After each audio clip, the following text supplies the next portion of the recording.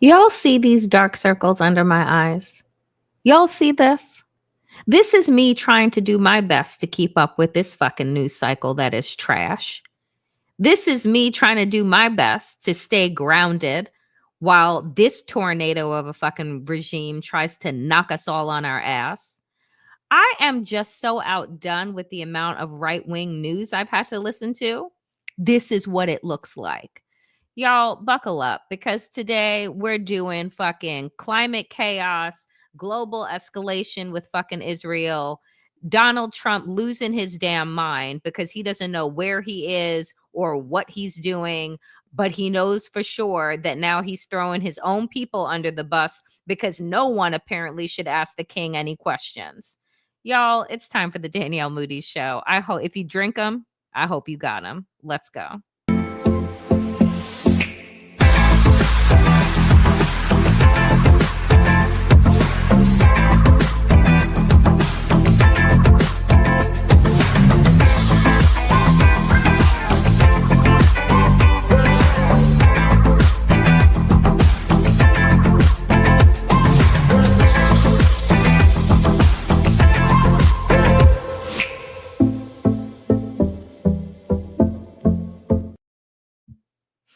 Oh, right, my friends. So we start today with just have you all been following the floods that took place in New York City and New Jersey?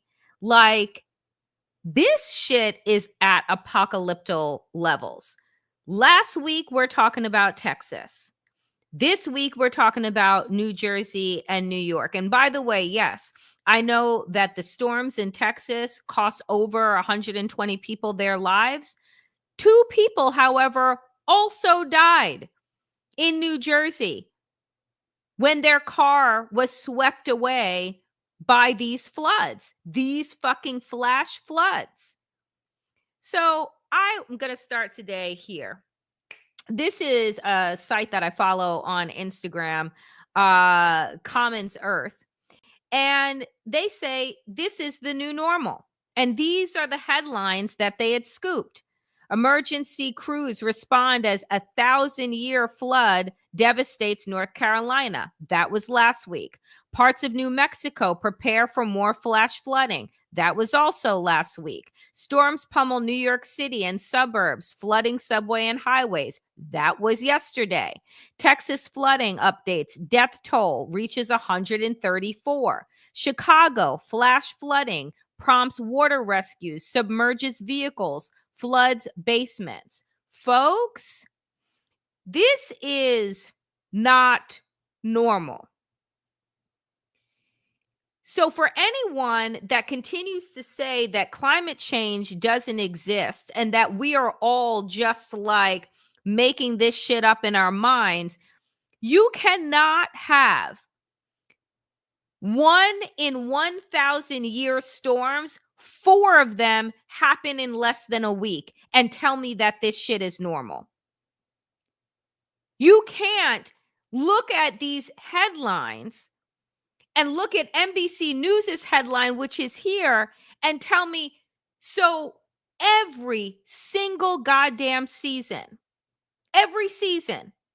we have these historic storms, historic fires, historic tornado outbreak. Everything can't be historic. And yet here it is that now it's not once in a season. Now it's becoming multiple times a week.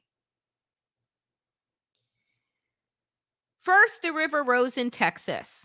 Then the rain fell hard over North Carolina, New Mexico, and Illinois. In less than a week, there were at least 1 in 1,000-year rainfall events across the United States. Intense deluges that are thought to have roughly a 0.1% chance of happening in any given year. Any of these intense rainfall events has a low chance of occurring in a given year, said Christina Dahl, vice president for science at the nonprofit organization Climate Central. So to see events that are historic and record-breaking in multiple parts of the country over the course of 1 week is even more alarming. It's the kind of statistic, several experts said, that is both eye-opening and likely to become more common because of climate change. At least 120 people were killed across 6 counties in central Texas after heavy rain caused catastrophic flash flooding. Days later, on Sunday, Tropical Storm Chantal drenched parts of North Carolina. Extensive flooding was reported across the central portion of the state, with some areas receiving, folks, listen to these numbers, 12 inches of rain in 24 hours, a foot of rain in 24 hours. Local officials are still confirming the total number of deaths from the flooding, all while the region is under another flood watch Thursday. In New Mexico on Tuesday, at least 3 people were killed by devastating flash floods that swept through the remote mountain village of Rudisio, about 180 miles south of Albuquerque. And in Chicago, that same day, 5 inches of rain fell in only 90 minutes over Garfield Park, prompting multiple rescues on the west side of the city. The U.S.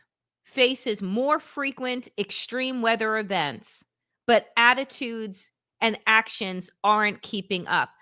I think to myself when I see these headlines that we, in all of the timelines, in all of the spaces, in all of the machinations of government that we could have, we are on the worst fucking timeline with the worst fucking people in charge that we could ever possibly imagine. While folks are dying, over 100 people dead across the country because of flash flooding, we're still trying to convince motherfuckers that the sky is blue.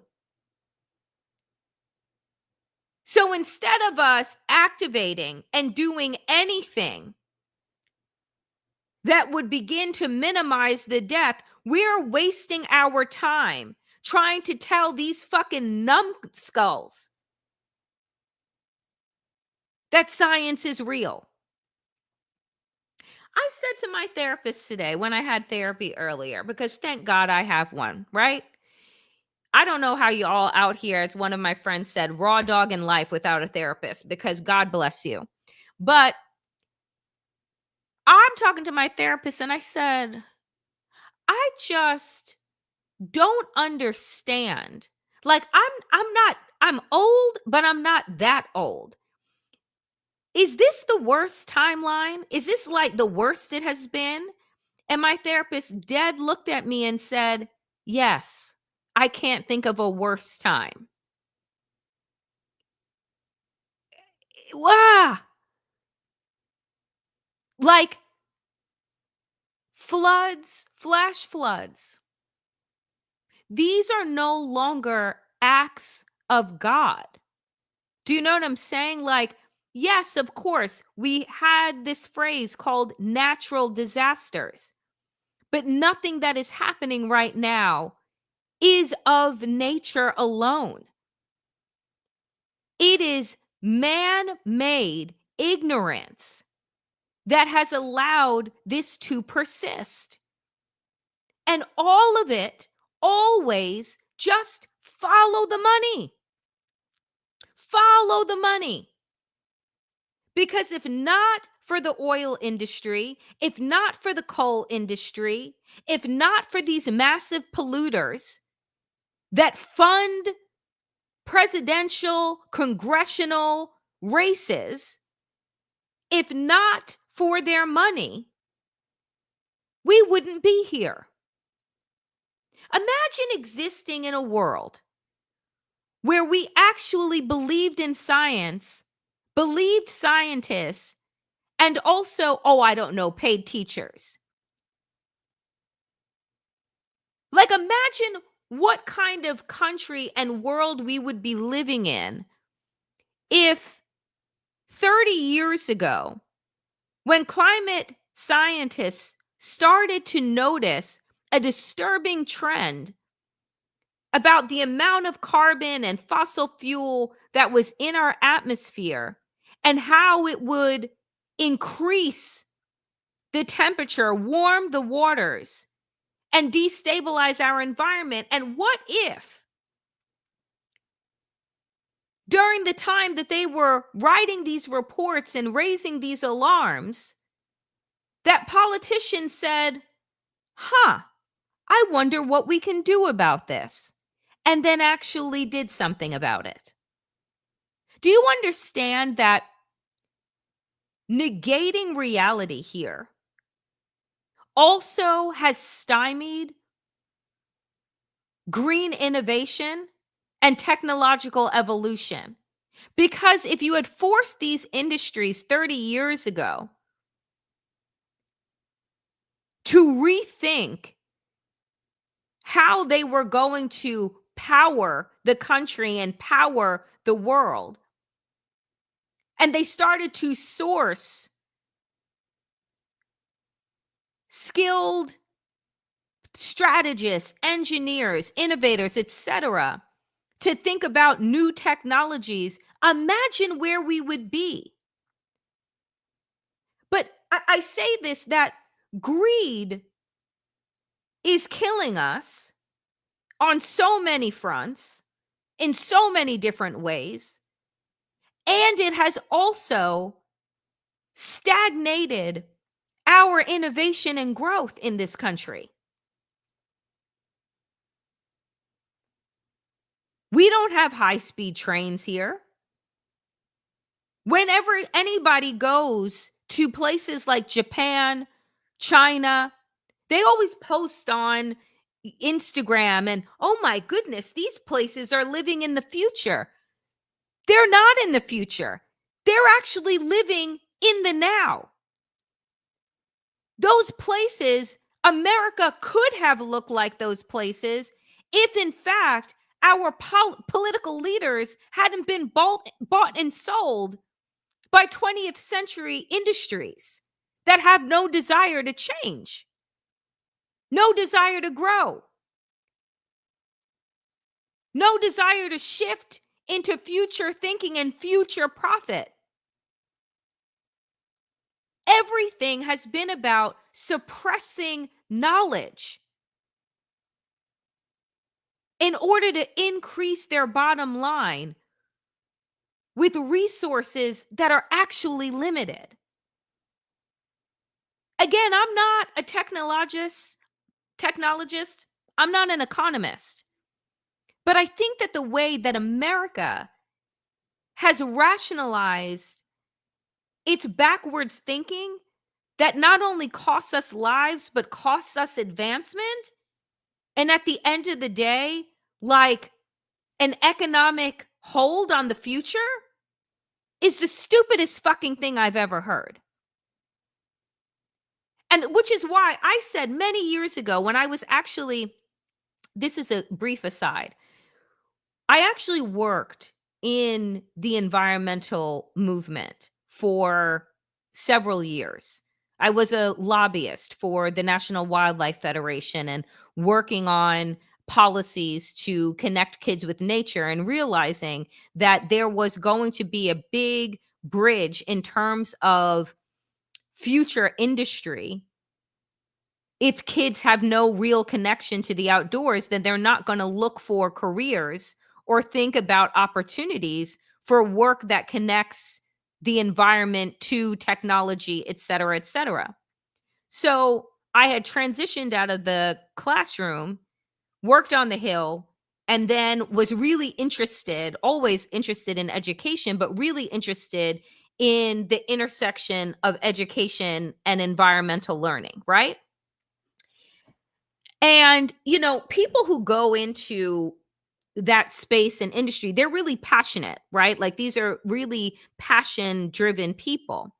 And I remember saying, you know, we need to stop trying to appeal to the morals of doing the right thing. Like, don't pollute because, like, we all want clean parks and we all want clean streets and et cetera, et cetera. That appealing to the moral character of greedy individuals is not ever going to move the needle. And that's just something that I've always believed. And I said we needed to have an economic imperative, an economic appeal that would get these dirty industries to shift, right? Like that's where the incentives were. That's where the energy credits were. That's where the incentives were built into the infrastructure deal that Donald Trump basically just ripped up because of his billionaire budget bill, right? Which instead is now going to fund dirty coal and fund big oil and essentially think that you're going to be able to create more, like, be able to have a thriving economy on a dying industry. Like, because they think in their minds, well, we'll just conquer more places. This is where, like, the desire to invade Greenland and take over Panama and go into these areas that Donald Trump talks about, it's all about extraction. But you're talking about extracting a limited resource rather than thinking about renewables. So they're so archaic in their thinking and so stunted and small that, again, they are only stuck in the how much money they can stuff into their pockets now, not recognizing that that money is not increasing as other countries and spaces move to renewables. Like, so I just, again, to me, it's always been talk about the economics of the thing because you cannot shame people that are shameless, right? And you cannot, like, talk to people from a stance of values and morals that are deficient in that area. So I look at this and I keep saying that it isn't going to take the end of, which Donald Trump is not leaving, but it's not going to take the end of this 4-year term for America to be feeling the stuntedness, the archaic nature of their backwards thinking. You're going to feel it now. And I want to talk about real quick, too, about how this ties into their gutting of the Department of Education. Because all of these things are wildly connected. So Donald Trump, right? And one of his stupid I don't even know what job Bergman had. I have no idea. One of his economic advisors. I'm going to play you just a little piece of this and, like, what's being talked about right now and why, as they're gutting the Department of Education, why now all of these super wealthy people are talking about the need for more people in trade jobs rather than in quote unquote white collar jobs. So I take a listen.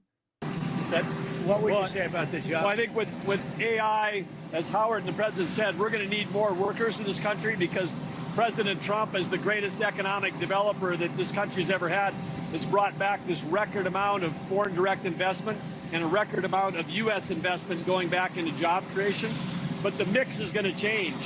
AI will take jobs away, like software development, because AI can write code, but AI can't wire a building, do plumbing. I mean, if kids go into the trades today, they're all going to be making 150 grand, and they'll have amazing lives, build companies, start businesses.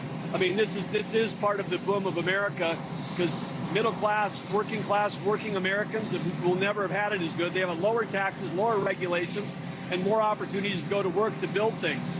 We need people. We really need, because we're building so many factories in the country. And so AI can help with that. But what also is going to help are going to be robots. You know, the robots, I think, are going to be a big deal. And that's going to help also.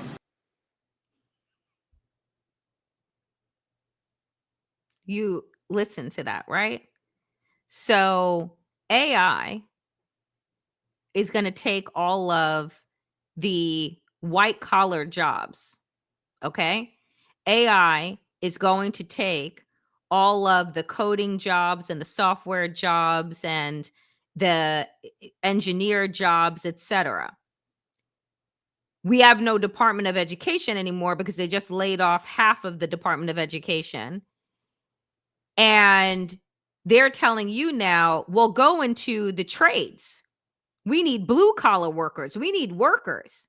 Meanwhile, those workers are paid like, I don't know, $18 an hour when they're starting, $15 an hour, $16 an hour, depending on where you are. You got to move up, right? And get certifications and to get into the place where you're making $50, $60 an hour, right?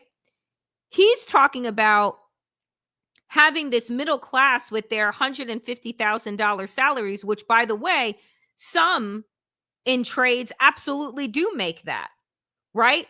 But it takes them years to get there. And I just want you to understand that if the price of everything is going up and the dollar doesn't have as much value, then making $150,000 is going to be like what it was to make $100,000. Do you understand what I'm saying? So what they're doing here is creating a permanent working class, because there is going to be, so you're going to have the super wealthy that are up here, the extractors, the pushers of AI, who then get to get rid of the workers that are here, the middle management workers that would normally make the high six figures, replace them with AI, but then they still need folks on the bottom rung. But as the cost of everything becomes more expensive and the dollar doesn't go as far, and there are not enough factories here. And also, then Donald Trump jumps in and says, well, we'll also have robots. They are working to replace us.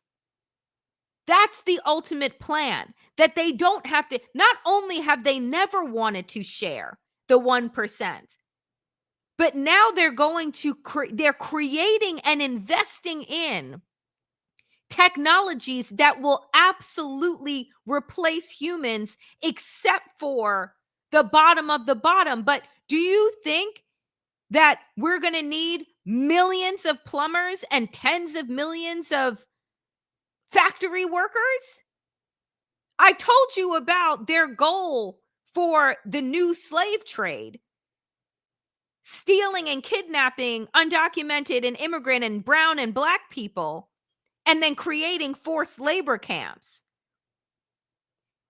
Because here's the thing. They're not the only ones that are saying this. Take a listen to this. We've been telling kids for 15 years to code. Learn to code, we said. Yeah, well, AI is coming for the coders. They're not coming for the welders. They're not coming for the plumbers. They're not coming for the steam fitters or the pipe fitters or the HVAC. They're not coming for the electricians. You know, that Ideas Festival I was telling you about in Aspen, I sat there and listened to Larry Fink say we need 500,000 electricians in the next couple of years. Not hyperbole. This is me being the alarmist again. There's not a week that goes by in my humble little foundation. It's called MicroWorks, shameless plug. We award work ethic scholarships every year, right, to kids who want to learn a skill that's in demand. These are trade school scholarships. Not a week goes by where I don't get a phone call from somebody like the Blue Forge Alliance, who oversees our maritime industrial base. That's 15,000 individual companies who are collectively charged with building and delivering 3 nuclear-powered subs to the Navy every year for 10 years, right? 2 Virginia, 1 Columbia class. Mind-bogglingly complicated. This guy calls and says, we're having a hell of a time finding tradespeople. Can you help? I said, I don't know, man. It's pretty skinny out there. How many do you need? He says 140,000. 140,000. Now, granted. So you get the picture. He's at the Ideas Festival in Aspen. And I don't know how many of you know about the Ideas Festival in Aspen, but it's where the super elite go to discuss amongst themselves how they're going to run the world. And they bring on different industry leaders. And there are some times when academics and others get invited into this very elite, very esteemed place. Waj has been invited, has been there. But that's where he's deciding, where they're talking about the fact that, well, AI is going to replace all of these people. So we need to increase the working class. We're going to need 140,000 welders and 50,000 X, Y, and Z, and people who are going to be battling for these positions, but these positions that don't pay the Aspen Ideas level, you're not going to be making $300,000, $400,000, $500,000, $600,000, $700,000 a year. Your money is not going to go as far. But the idea is that they stay up on high, dictating to the rest of us, eliminating education in a way that would create the next doctors and lawyers and CPAs and this, that, and the other thing, and saying you all go into trades. I don't think they're training their kids to do that. Their kids are going to be running the industries. Because guess what? While they got public education, private and religious education will be just fine. So once again, those that can afford, their kids will be fine. And I'm saying that there is absolutely nothing wrong with trade work, but there is something wrong about the fucking way that they're talking about it and their long-term plan. That is not about building a robust middle class. Because by the time that Trump's tariffs fully hit the United States, by the time that stagflation is at its 100%, the middle class in this country is going to be here. I don't even know. Someone Google for me. What is considered a middle class income in this country? Because that varies depending on region. Because I can tell you that in parts of New York City, which are overrun with gentrification, high rents, high prices, etc., a one-bedroom apartment, the average one-bedroom apartment for rent is $4,000 a month. You need to make over $100,000 just to cover your basic needs. And people will say, well, then move outside of the city. Then you're paying for the car. You're paying for the gas. You're paying with your life, sitting in transit for 2-3 hours a day. So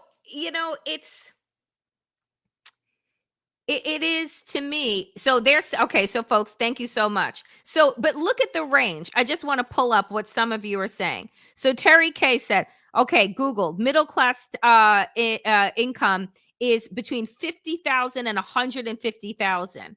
Blue Lady says roughly the same thing, 49 to 140. Stunna says 74,000, which would kind of, I guess, fall someplace in the middle. It's not tenable. But I'm telling you that they are making a plan. Cass, the 1 month where I'm talking specifically about New York City.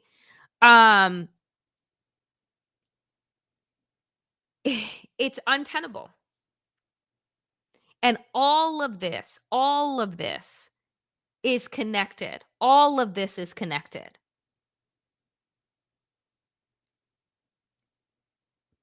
And it goes back to the fact that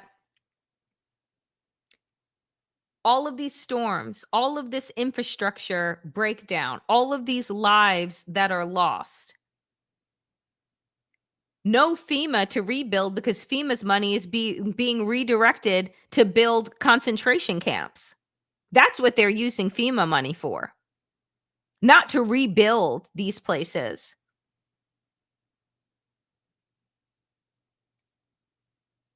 They want to return to feudalism.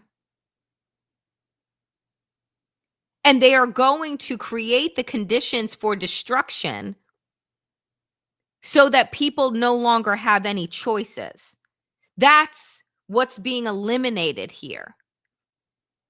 Are the choices, because people will say, well, don't live in Flood Alley and don't live in, the coastal Florida and don't live. We're talking about New York City being flooded. We're talking about New Jersey being flooded. We're talking about Chicago. We're talking about, it's extraordinary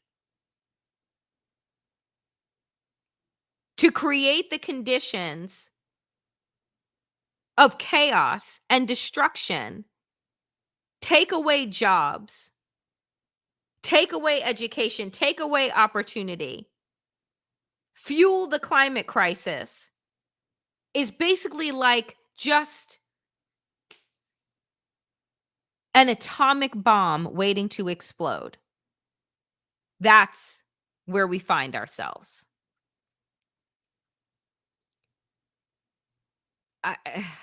Yeah, we're in a completely untenable place. And that's what scares the hell out of me. Is that there are people that are playing puppeteer right now, and real people are dying. And more people are going to die, because you see, the other thing that happens, right, isn't just the flood victims and isn't just the infrastructure. But with climate change also comes disease. And guess who's in charge of Health and Human Services? Guess who isn't investing in vaccinations? Guess who isn't investing in science at all? Because there is a group of them too that also believe survival of the fittest, eugenics, all of that being connected as well.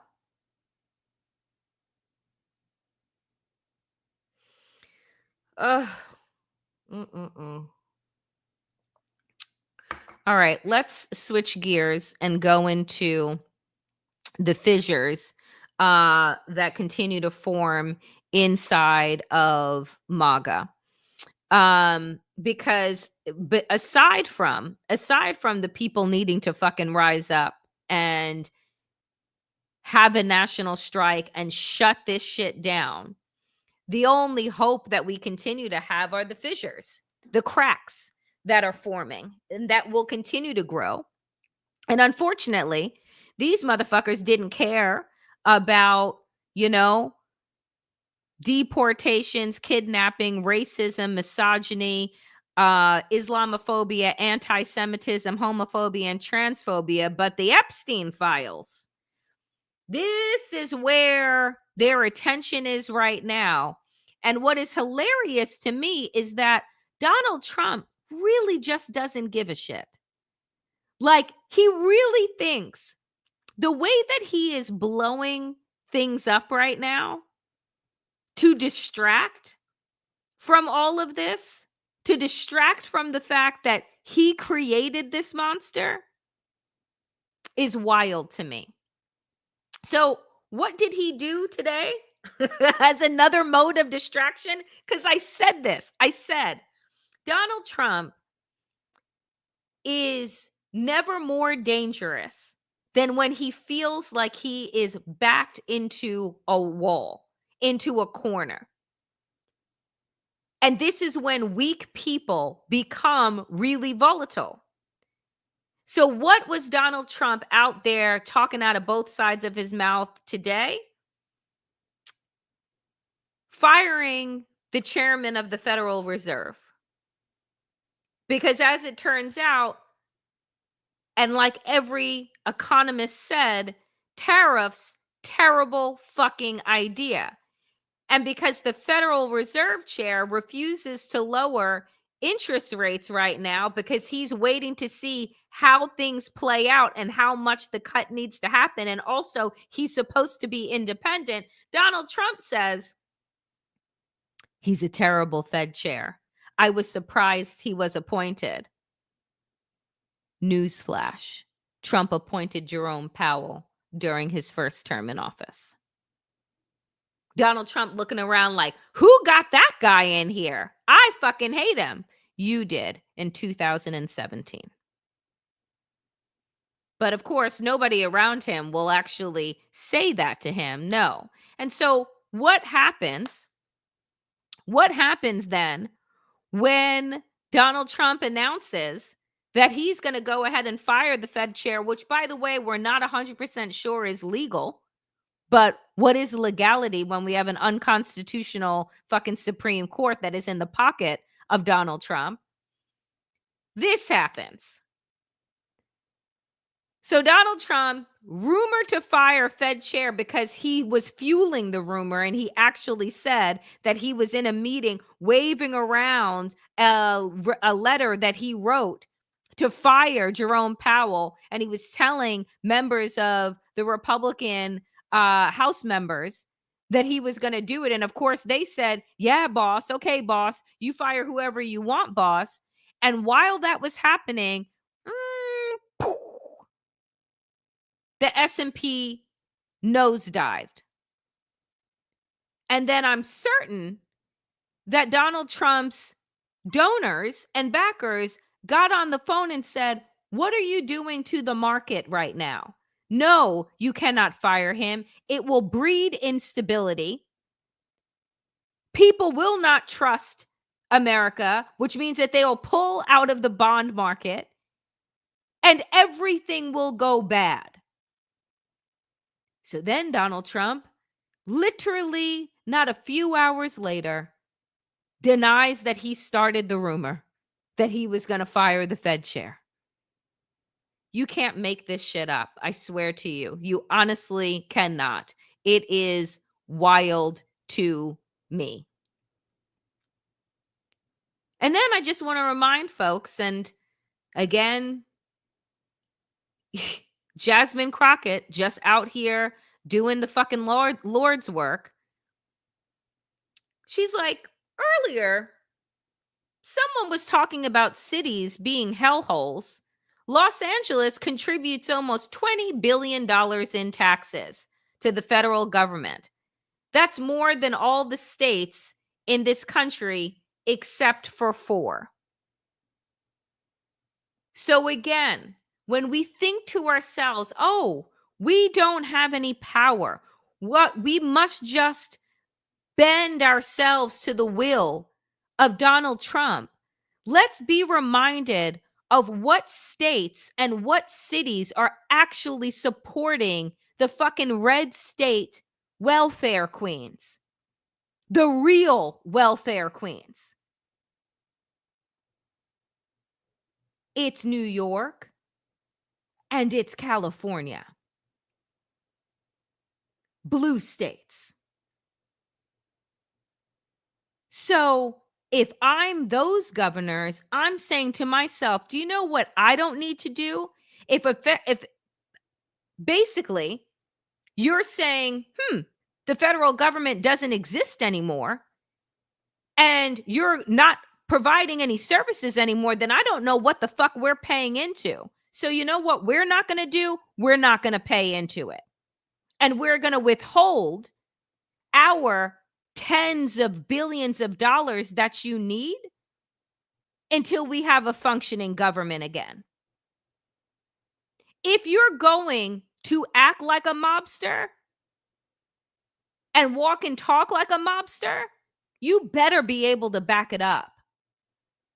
And the rest of this country, without blue states, can't back up much. And I say we start acting like it.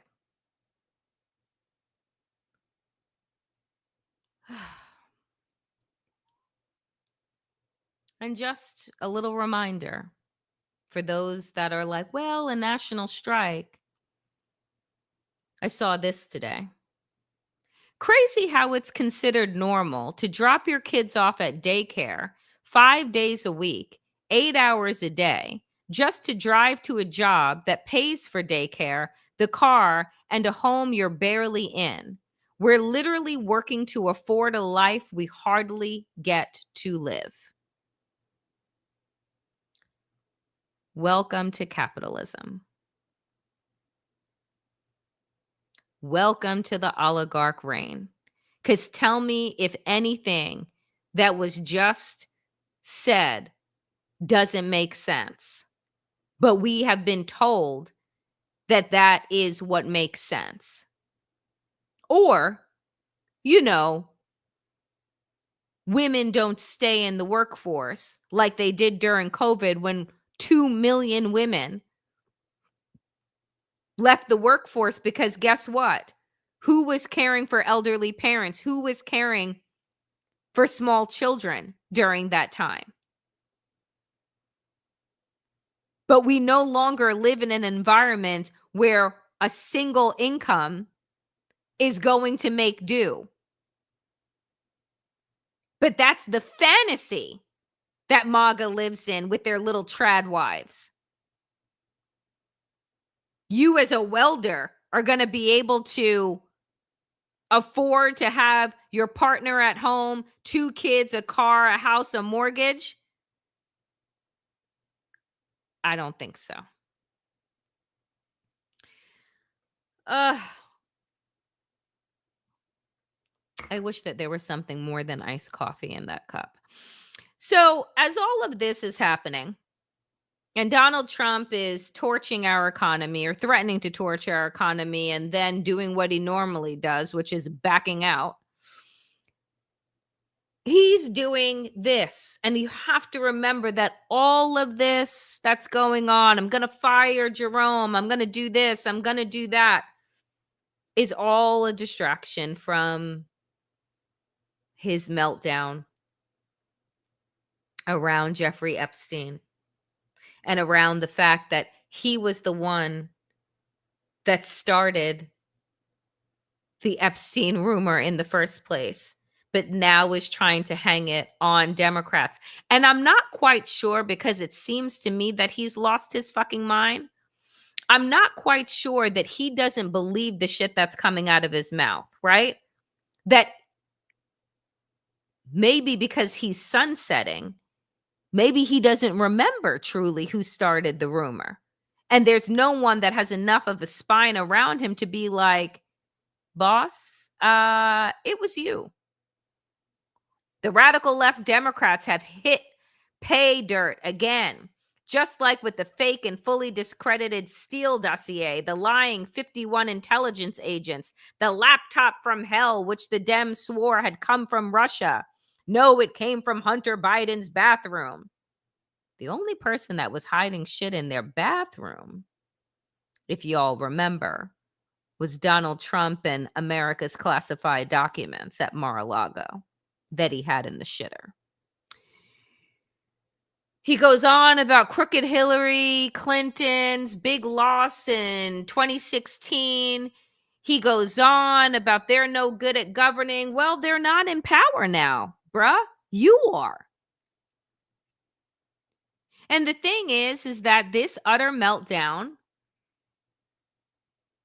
is happening in real time. Mr. President, I know you want to move past all this intrigue over the Epstein files, but I do want to ask you to clarify something you said this morning. You said this was all a hoax. Has your Attorney General told you this was a hoax? What evidence have you seen of that? No, it's not the Attorney General, no. I know it's a hoax. It's started by Democrats. It's been run by the Democrats for 4 years. You had Christopher Wray and these characters and Comey before him. And it's a bad group. It started, actually, look at the Steele dossier that turned out to be a total hoax. The 51 agents, the intelligence, so-called intelligence agents, it was a hoax. It's all been a big hoax. It's perpetrated by the Democrats. And some stupid Republicans and foolish Republicans fall into the net. And so they try and do the Democrats' work. The Democrats are good for nothing other than these hoaxes. They're bad for policy. They're bad for picking candidates that can get elected. Like in New York, we have a communist running. He may get elected too, actually, but he'll destroy the city. No, it's I call it the Epstein hoax. It takes a lot of time and effort. Instead of talking about the great achievements we've had, a great gentleman.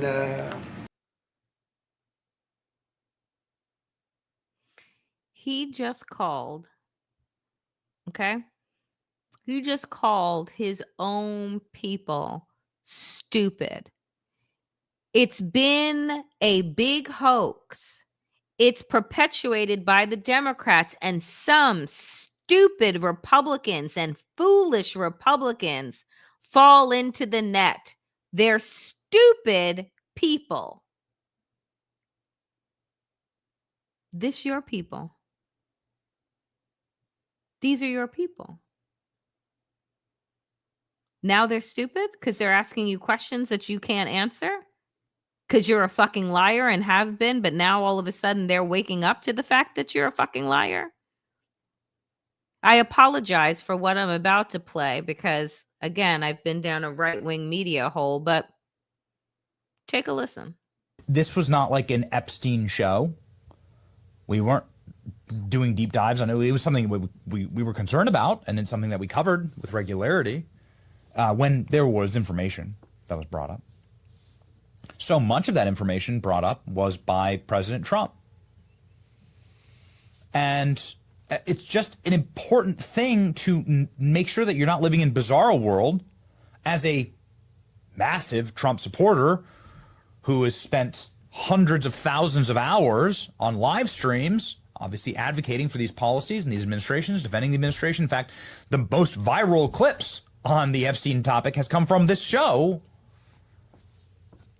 because it's a winning topic, frankly. And we spent the entire first hour explaining why. And I wasn't planning on playing this clip, but, well, it's here, so why not? Donald Trump began his political career talking about Jeffrey Epstein. We'll just play it very quickly here.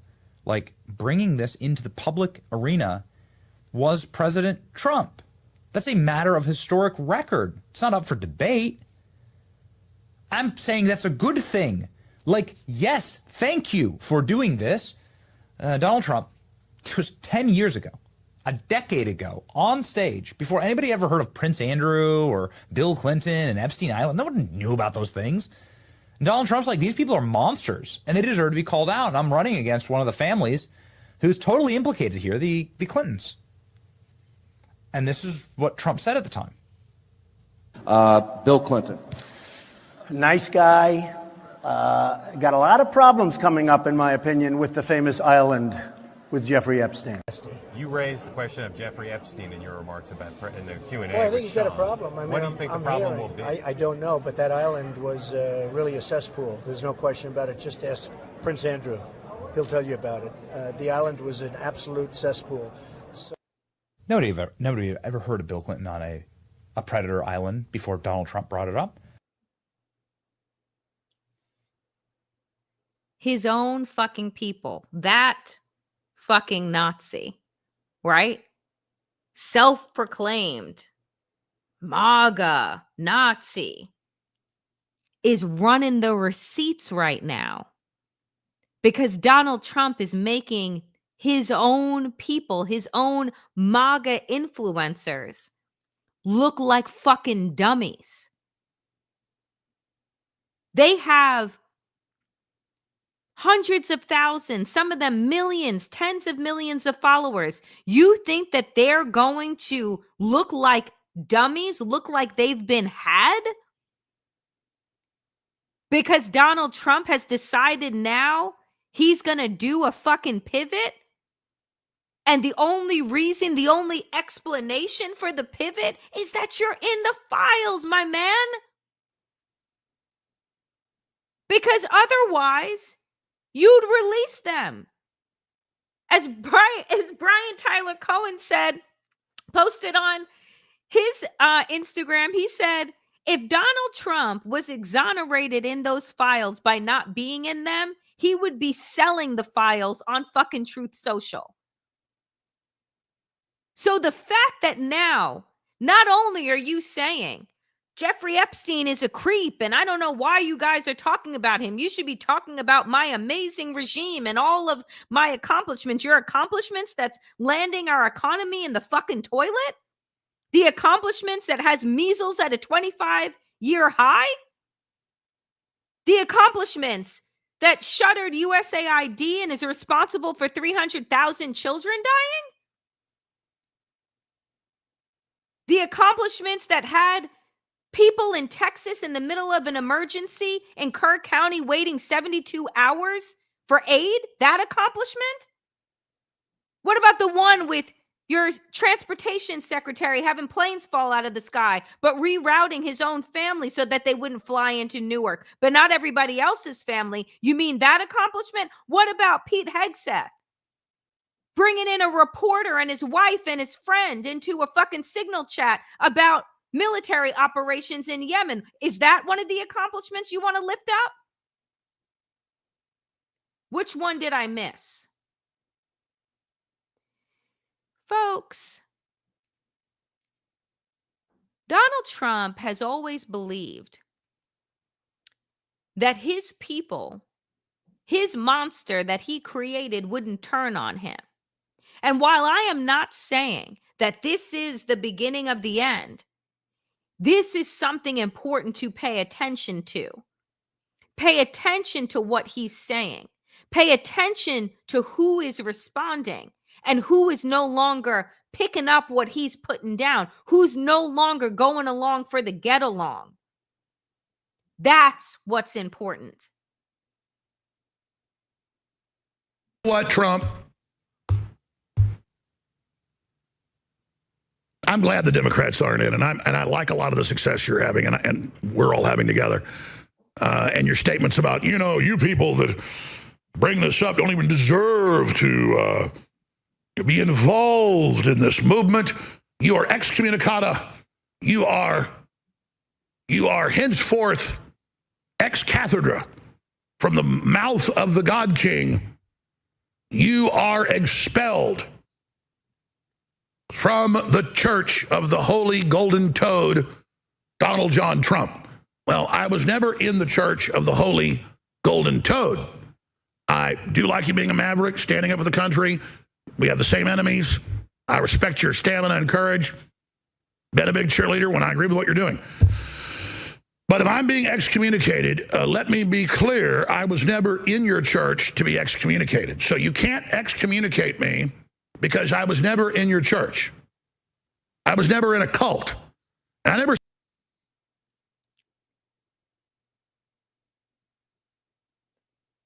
Do you see the people that he's losing?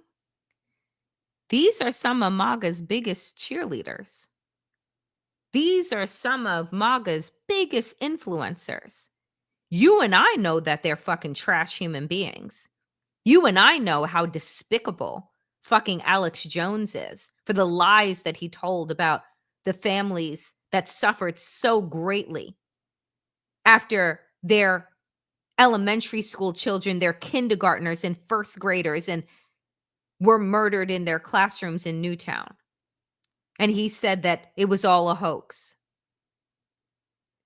But these are the people, folks, that Donald Trump convinced of his immortality, convinced of his deity status. These are the people that took Donald Trump's messages and spread them far and wide.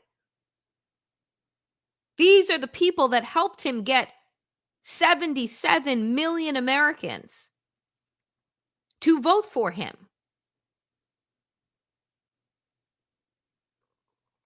And now he is making them look like fools, like idiots, and he's calling them such. These are the professed alpha men. Do you think that they're going to lay down while Donald Trump calls them lemmings and fools and idiots? Some of them will, like Charlie Kirk did, but others of them won't, because they've built entire careers off of being mavericks, off of being alpha, off of going after the truth. And they are reading the writing on the wall. They're reading their comments from their fans, from their listeners, who are applauding them for not backing down and for demanding truth.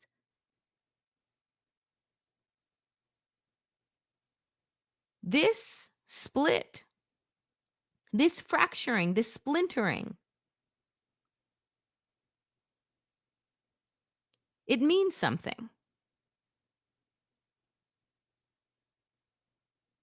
It means that Donald Trump is not impenetrable.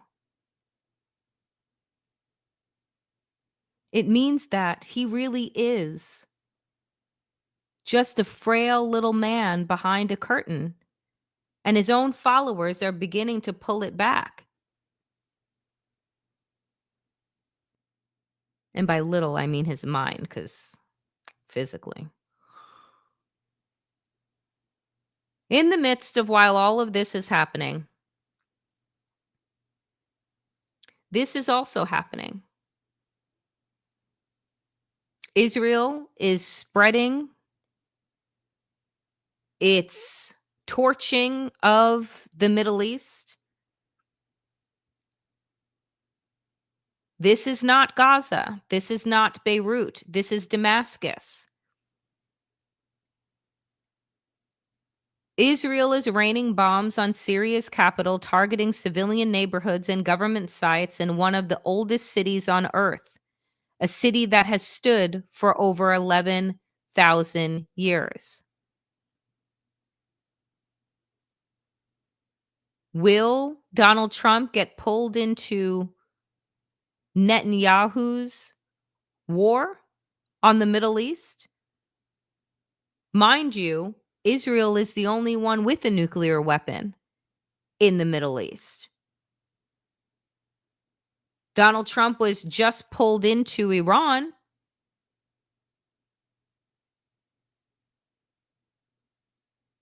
And now he needs another distraction. This is why I bring this up.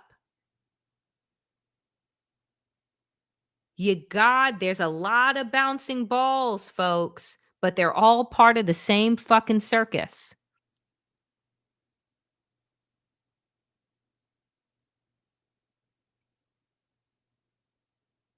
Israel is doing this right now because Donald Trump doesn't really give a fuck and isn't paying attention. But when he does, when his number is called and he needs another out, will he be headed over here? We're in a world of trouble. We're in a world of trouble.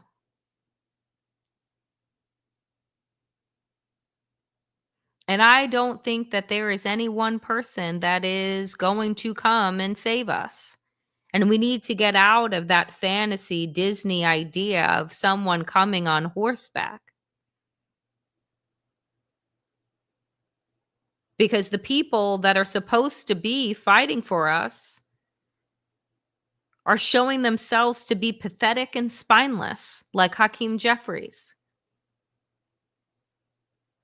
who refuses to still, even now, endorse Zoran Mamdani.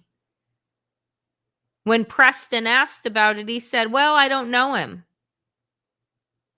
I didn't know that Democrats needed to endorse everyone that they knew on a first name or personal basis. I think that winning should be the reason why you should know him.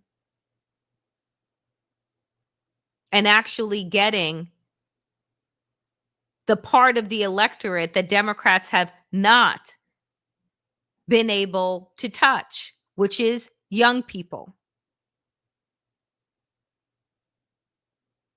But instead, Hakeem Jeffries is doing what he does best, being a mouthpiece for the establishment and taking money from AIPAC.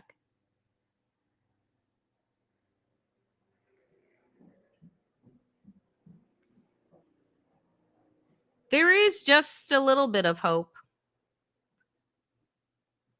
which is, it seems as if some Democrats seem to have their finger on the pulse. And this is what I will leave you with today, which is John Ossoff, senator out of Georgia. I get why people voted for him.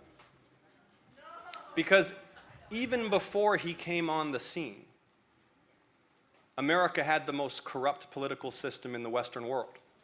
It's been running on corporate money, secret money, billionaire money, both sides. And it's worse than ever now. Citizens United was the worst court decision in modern American history.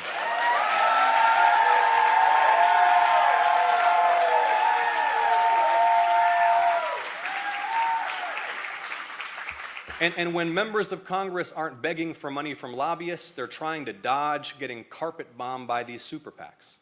Senators get threatened every day with millions and millions of dollars of attack ads over the votes that we take. And see, this is why nothing works for ordinary people. It's not because of woke college kids or trans students or because there are interracial couples in cereal commercials. It's because the people's elected representatives don't represent the people, they represent the donors.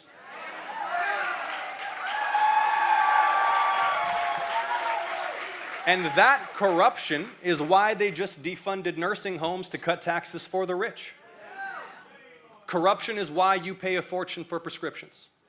Corruption is why your insurance claim keeps getting denied. Corruption is why hedge funds get to buy up all the houses in your neighborhood, driving you out of the market, and then your corporate landlord ignores your calls during a gas leak. Corruption is why that ambulance costs $3,000 after you just had to get your choking toddler to the hospital. So Trump promised to attack a broken system. I get it. Ripe target. But here's the thing, he's a crook and a con man, and he wants to be a king. Yes, the system really is rigged, but Trump's not unrigging it, he's re-rigging it for himself. That's truth to power. That is what you can offer to the people when you are not bought and sold by corporations. You can tell the truth when that truth isn't reliant upon whether or not you're going to be able to buy that McMansion or go to that fancy dinner. We have got to get back to a system and a place where the people have a voice, where our representatives aren't owned, where the Supreme Court isn't owned. And that is going to take a massive shift, a massive undoing a massive breakdown, which we are in the middle of. I was told once that sometimes you need to have a breakdown in order to break through. America is in the midst of its breakdown. The 250-year-old story has been built off of half-truths and manipulation and gaslighting. There are more people that are getting hip to and woke to the realities of this country than ever before.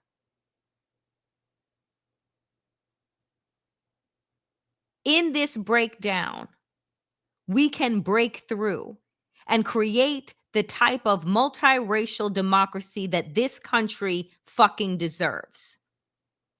This is not a time to lay down and to cry and to worry, because worrying about an uncertain future doesn't serve us in the present. What serves us in the present is to organize, is to build community, is to build power, is to lift up and amplify the voices that are unafraid of telling us the hard truths and that are challenging us to own up to our power. We are living in an extraordinary moment in time. And I believe that each of us is here on purpose in this moment. Your job is to figure out what your role is in the resistance, because all of us have one. Folks, I will, for a few minutes, be able to do Town Hall Tuesday. So if you do have questions, but I recognize we are 7 minutes over the hour. I have been going very long, but I will do about 5-10 minutes of Town Hall Tuesday. But it's Wednesday, because that's the kind of world we're living in. So if you do have questions, write question all in caps, followed by your question. I will do my best to get to them.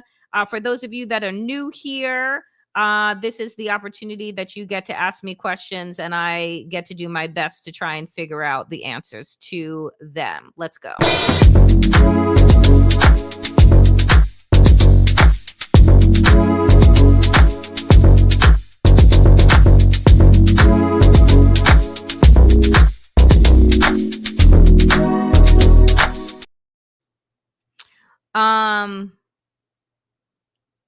Kyle, question.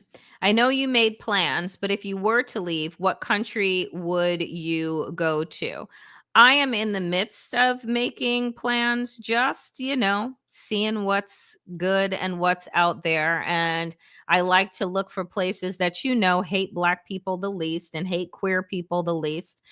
So some places that I'm looking at are Portugal, Mexico, that have good visa programs and seem to not be so offensive to, people like me. Good question. Lynn, question. What's your current favorite book? My current favorite book right now, actually, I'm reading, it's an old book. I think it came out like 15 years ago. I'm reading Eckhart Tolle's A New Earth right now, and I'm really enjoying it. So that's what I'm in the midst of.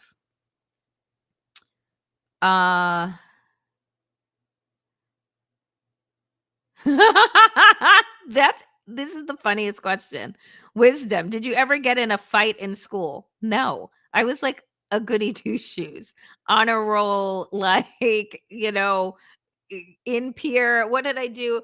It was peer mediation, like, which is like how to help kids dissolve their problems. No, I'm definitely not the person that would have gotten into a fight in school. That is hilarious. Yes, give me a WNBA question. Do you think Sab is going to win the 3-point contest? For folks that don't know, Sabrina Ionescu has entered into the 3-point contest for the WNBA's All-Star Weekend.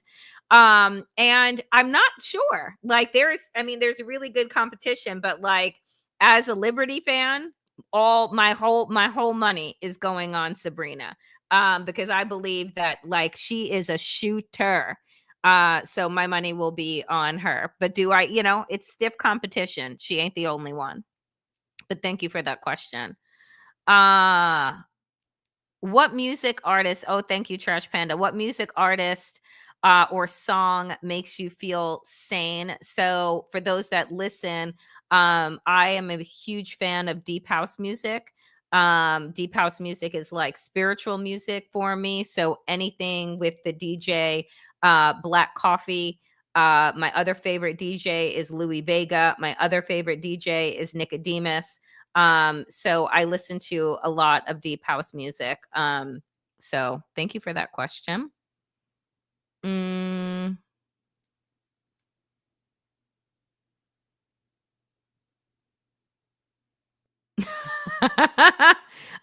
Question: what wisdom did Superman have for getting through this? Y'all, I need to see the movie. And so I know that you're just like asking in general, what wisdom did Superman have? I have no idea. I need to go see that movie. Susan, you gave me all the resources to go and see it. And Waj and I didn't even talk about Andor today because there was too much breaking news. So I still think I have time. So I want to go see it tomorrow. And then I'll be able to answer more questions about it. Oh, dear God. Gus, do you think Netanyahu or Trump would actually use a nuclear weapon as a distraction from their respective legal and political problems? No, I don't think that they'll use it. I think that's like literally the final solution. Like, one person drops a nuclear bomb, like it's all bets are off. So do I think that they'll use the escalation as a distraction, but I don't know if they'll actually pull the trigger.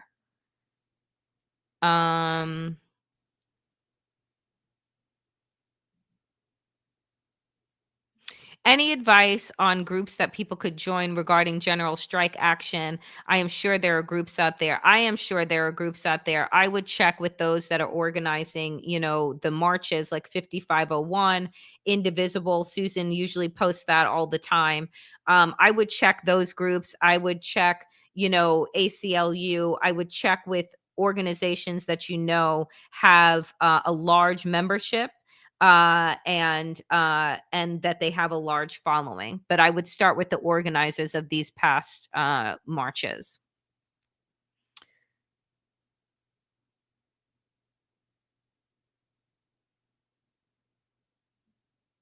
I have never considered this before, Norma. Have you considered the parallel between Noah, parent of the National Weather Service, and Noah in the Bible? An eerie connection to recent events in the Bible Belt, isn't it? Food for thought. Now I'm really going to think about that. That is food for thought, Norma. A deep one.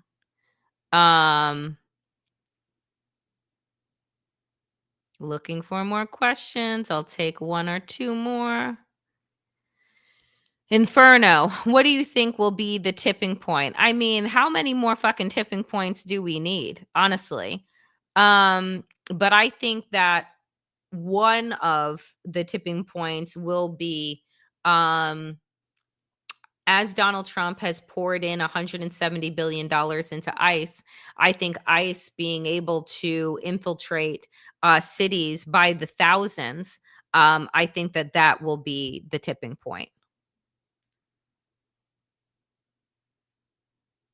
And last question. Should Kamala run again in 2028? Eternal, I'm going to be honest with you. I don't know if anybody is going to be running in 2028. As I say, I'm not 100% sold on the fact that we're having midterms. So I don't know if we will have free and fair elections in a year. So I'm not quite sure of what is coming in 2028. But I do know that we need people that have a strong moral compass, commitment to integrity and the truth, and that are not going to be backed by corporations and fall back on focus groups to guide them. And so, if that is her that wants to take another stab at the apple, by all means. But we need somebody that is going to be bold and brave and be able to rally the people if, in fact, we have the opportunity to have another election. All right, my friends. Thank you for that quick Town Hall Tuesday. I want to thank you all also for your donations. Inferno, Trash Panda, Susan, Kelly, Rebecca, Stunna, Electron, Kathleen, K-Dub, TT, Tess. Thank you all so much for coming through with your donations. As I always say, this is independent media. It is people powered.